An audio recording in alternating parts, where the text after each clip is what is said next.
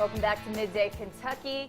They may be out in the beautiful, gorgeous outdoors. We're kind of in our own outdoors, surrounded right. by this beautiful blue wall. You can see a little bit of greenery to the side of us, just between the ferns. A little peak between our non-ferns. Yep. We're still in our makeshift studio, obviously, but our new studio will be here soon. It is coming along. It is beautiful. Yeah. Like they've made huge progress. I can't wait for us to actually be finished. I can't wait until better lighting, for one, and further back camera angle. Yes. Yeah, we're like I don't know if you all can tell, but we are pretty close right now. Yeah, we're like a good 2-3 feet. I feel like I'm more than touching that. you guys. Some love. All right. Are you a Harry Potter fan? You know, I am kind of a Harry Potter fan. I was in, when that was all really big. Oh, it's still big. It is, not to take that away. I was going through like some medical stuff. Some life stuff. Talk to us, DJ. All right, well, so I had a heart surgery when I was 17. This is serious. Yeah, Okay. no, I had. And my sister, they put you under. Right. And my sister read Harry Potter to me while I was in the hospital. Oh, that's sweet. So I got a good sis, and Okay. it's kind of like it's had that, in the background. We'd watch the movies and stuff, but I wouldn't say like I'm obsessed. You're not a diehard. Like, you don't dress up or go to Universal just for Yeah, that. I mean, I dress up, and no, I'm just joking. No, I don't, but it is. I understand. People enjoy that like magic. Right. Well, Well, you want to know what people are not enjoying? Tell me. J.K. Rowling. She dropped a bombshell about her magical wizarding world. The new Fantastic Beasts DVD sparked some mockery on social media because in that she talked about some of the relationships of her characters. She gets pretty into it. Now, of course, my producer puts this entire name in. So can you read this one? Albus Percival Wulfric Brian Dumbledore. There you go. Boom. Normally just, Percival. Oh, yeah, Percival. Sorry, guys. Duh. Normally just known as Dumbledore, and Gellert Grindelwald, they had an intense sexual relationship. Who'd thunk it? Fans began trolling this revelation, saying that came out of nowhere. Hello, bombshell. Others say she became inspired by fan fiction writers and just went along with the ride. And even others were just simply upset about this, saying it was never explored earlier in the books. However, another person tweeted that because she created the characters, she gets to pinpoint their relationship at any given point. I'm going to have to agree with that one. It's her story. It is. What do you think of this? I think it's just one of those things where people are like, hey, we feel like we've been, going down this story path line, and then you just kind of throw these things out of left field, and it really kind of throws people off, which you're right. I do think she's the writer. She's entitled to it, do whatever she wants with it. But I think people are just kind of like, where did this come from? Are you doing this for attention? Are you doing this to kind of push hype? I don't think she needs attention. I mean, she's Right? kind of balling in the money, isn't she? Yeah, Did I just say balling in the money? You Please did slap say, me. You did say balling in the money. Yeah, J.K. Rowling just living that good life. But I do think that it's just kind of out of nowhere, and her fans get a little kind of like, whoa, where are you coming from? Well, Are you a Harry Potter fan? I'm just still embarrassed. I just said that. Balling in the money. Where did that come from? I think it's cool. I like anything that causes somebody's imagination to just go crazy. And Yeah. I think this just adds to it. So it's a homosexual relationship. That's what I think people, okay. that's what it is. I gotcha. People are kind of upset about that. People are going to be upset no matter what. Let Yeah. it go, people. Just go get some butterbeer at Universal. Get on the ride. The ride's fun. Be happy. Yeah, and enjoy it. Yeah, if you want, write your own books. That's that true. would be a good I like good that. thing. Preaching over here. So I have to make Just up. trying to ball in the money, y'all. Okay? Speaking of balling in the money, y'all, let's talk about Kim Kardashian. Because, we all want to be flawless like her, but it turns out she actually has a little surprise, and she's shown her viewers that she isn't as flawless as we think. Kim Kardashian, for example, recently showed pictures of her with psoriasis. She's also been open about her treatments, and now she believes it's time to start medication. If you watch her show, which my grandmother does, so I know this. Oh yeah, you ask my grandmother, she knows everything about the Kardashians. Love it. When I used to live down there, I would go over and she's like, oh my God, did you see what Courtney did today? And I have a cousin named Courtney, and I'm like, what? And she's like, I don't think she did that. She's like, no, the Kardashians. brings it all in. Yeah, so I knew she had psoriasis, and I think she has shown some of it on her leg, or like, I think there was an episode once where she had a shoot. Okay. And obviously you show some body on the shoot, and she had a flare that day and didn't know what to do. But I don't know if she's ever actually shown it on her face. Yeah, you know, psoriasis, it's one of those things. My dad had psoriasis pretty aggressively. And I think it is good that she's just saying, hey guys, I'm a real person. Yeah. You know what I mean? Like, no, it's great. We're not perfect. We use a lot of Photoshop. And we use a lot of makeup. Yeah. All of us do.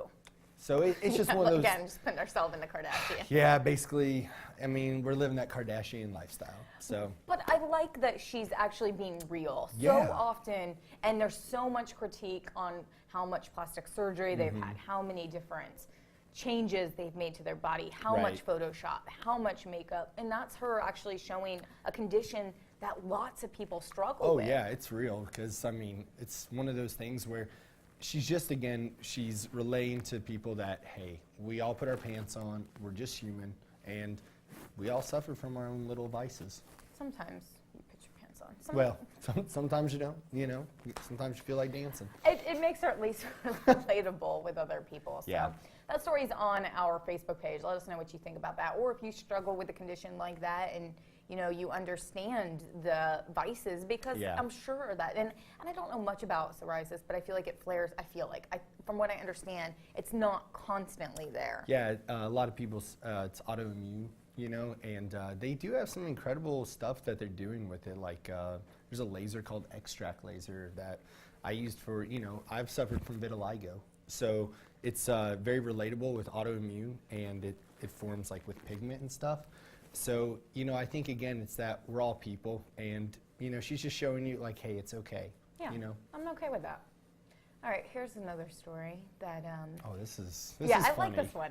You always say you end up acting, not you, they. Yeah. They always say you end up acting like your parents. So true. So, do you act more like your mom or your dad? I don't know. I have my mom's energy, but I feel like sometimes I carry my father's demeanor. So my mom is like super high energy, take over the world. You know, we talked about her partying at SEC tournament. She's wild. But my dad was very like strong. You know what I mean? Strong. But man, he did so. not punch. No, He was strong. no, He he's was just strong. He was a strong man, male. just to What clear about that you? Are you more like your mom or your dad? Ooh. I think same. My mom's kind of... My mom might be watching. She wrote the other day. She's like, yeah, so I was watching online. I don't know about that. So I have to watch. My mom has a lot of energy. Yeah. She's very, very talkative. And to go around the block, like, it probably should have taken 20 minutes as a kid. 2.5 hours. Like, we knew the inside of everybody's house. We knew everybody's dog, everybody's horse, Hey, cat. Jill, how you doing? Oh, yeah. Hey, Roger. So that's Yeah. my mom. She's like that. And then my dad's a little more... Reserved. yeah, but sarcastic. Which may be a trait. I like it. Well, did you notice a certain time when you became more like one or the other? Oh, yeah. You know, I feel like for me it was more in my like mid-20s. Okay. Because of like I work with them a lot. Oh, so I you're was around working them. with Okay. them, and I was around them constantly. What about you? I don't know. I don't know if I'm there yet. Oh. But it turns out for women, there is a specific age when you will start turning into your mother. Research says at age 33, I mean, that makes sense. I don't know. You'll start picking up their habits, taste, attitudes, and even television taste. It's more likely to happen. I'm not sure how the B-roll really goes with it, sorry. Yeah. To happen if you've had a child by then. I guess that's when. So the research is saying you start to act more like your mother at age 33. Yeah.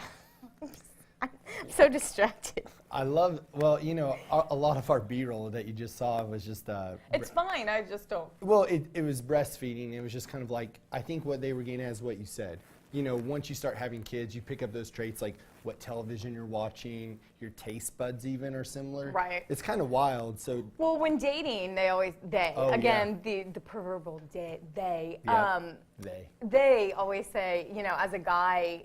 You date someone like your mother? Well, no, you need to meet whoever you're dating's mother. Oh, yeah. Because that's who's eventually, you know, you're going to turn out to look like and act like. Do you agree with that? I mean, I have heard that like throughout my life. And I kind of see it, you know what I mean? Brandy was raised a lot by her father, you know, so I think she carries a lot of his traits, but I also see a lot of her mom's traits too. So it's just one of those things where it was kind of a little bit of a mix in Right. that, you know? But I don't know, have you ever had that where you like dated a guy and you met his family and you're like, wow, like a little flash forward, like made you almost like a little hesitant? Yeah. Yeah. Yeah, I did. Yeah, I Oh, did. yeah. We won't Real call out quick. names. But like, how odd would that be? Like, you're dating somebody, they're like, let's meet your mom. Let's really hurry up and meet her. Trying We're to- gonna rush this I along. need to see that mom like ASAP because I'm just trying to get a little. People, I think, like my mom more than me, so I hope that's the case. Get your mom's number. Yeah, that happens. No, let us know what you think. And like the story said, and we're not making fun of the B-roll by any means. I just didn't it's see the connection. the Yeah. connection between the two. If you had a kid, you start to parent like your mom, is what Oh, they're yeah. saying. And 33, I mean, I wouldn't know yet, so we still have a good 10 years till I realize Right. if that's the case or not. Right. Right. Uh-huh. Let us know if that's Stay- the case with you. Stay on that, y'all. We'll be watching those numbers. All right. We always talk about being more productive at work Yep. and how to make yourself better, Always trying to grow. how to enjoy work.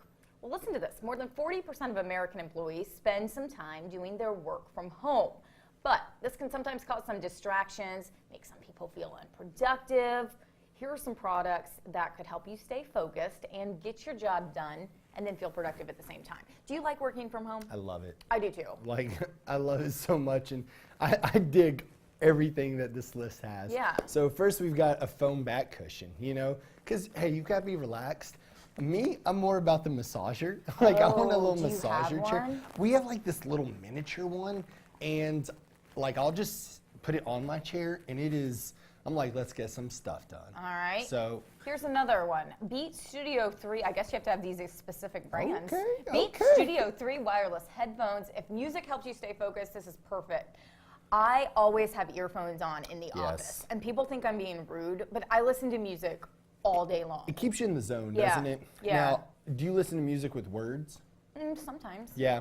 I like to, like, I will put on, like, classical music and just get through Yeah. stuff. Like, I'm like, da-da-dun. Okay. Like, that's the easiest way to stay focused. I don't know if I should have said that. Da-da-dun, I like but, that. But yeah, it definitely focus. This is nice. You know, one of our producers has this. Having a fitness ball at your desk chair, I think she has that exact She one. has that exact one. Helps you both with your posture and your core. So, you know, hey, you're looking good while you work, getting stronger. Agree with that. A monthly planner helps keep everything organized in one place. Oh, that's big. And what about this one? This is cool, a Fitbit charge, you know, for your, I like that because it's basically telling you, hey, this can help you stay a little active while you're just trying to get through your day. Yeah, so you get on that fitness ball, do some sit-ups, drop down, do some push-ups, then you get back up and do your work. Boom. And it's recorded on your Fitbit while you have your beats on your Getting your head. points, just jamming. We are helping you.